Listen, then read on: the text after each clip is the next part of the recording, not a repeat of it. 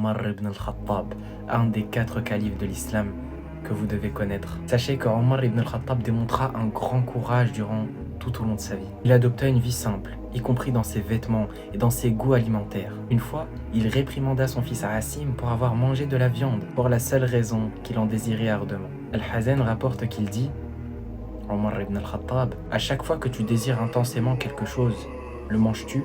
C'est du gaspillage et de la prodigalité pour un homme que de manger tout ce qu'il désire. Il était un homme pratique et il influençait autrui par sa perspicacité et sa moralité élevée.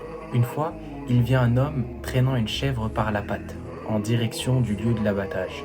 Il en fut horrifié et il lui dit: malheur à toi, si tu emmènes l'animal pour l'abattre, fais-le d'une manière correcte. L'on rapporte qu'un jour, Omar ibn al-Khattab se tourna vers Salman et lui demanda: suis-je un roi ou un calife? Salman répondit: si tu collectes un dirham, ou plus ou moins, du territoire des musulmans, et tu l'utilises à mauvais escient pour ce dont il n'est pas destiné de droit, tu es un roi et non un calife. Omar se mit à verser des larmes à la pensée d'avoir utilisé même la plus petite somme pour le mauvais objectif. Vous pouvez retrouver ça dans Tabari à la page 118. Tel était son sens du devoir et de la responsabilité. Il avait un sens aigu du franc-jeu. Une fois, il comparut devant un tribunal à Médine en raison d'une plainte portée contre lui. Dès qu'il entra dans la cour, le juge se leva en respect pour Omar ibn al-Khattab. Mais Omar se tourna vers lui et lui dit: c'est là la première injustice que vous avez commise auprès du plaignant.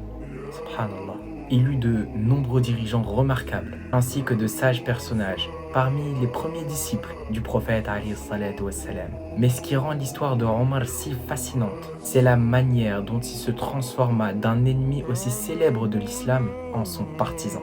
Durant son voyage, sa métamorphose d'un homme ardent et agressif en le plus humble et honoré des dirigeants, malgré l'immense autorité qu'il assumait, est un exemple pour nous tous. Barakallahu fikum de m'avoir écouté jusqu'à la fin. J'espère que l'histoire de Omar, du moins une partie de cette histoire-là, étant donné que ce sont que des extraits, vous aura plu. Et Inch'Allah, je vous ferai plus d'histoires sur d'autres califes ou bien d'autres personnes de notre magnifique religion.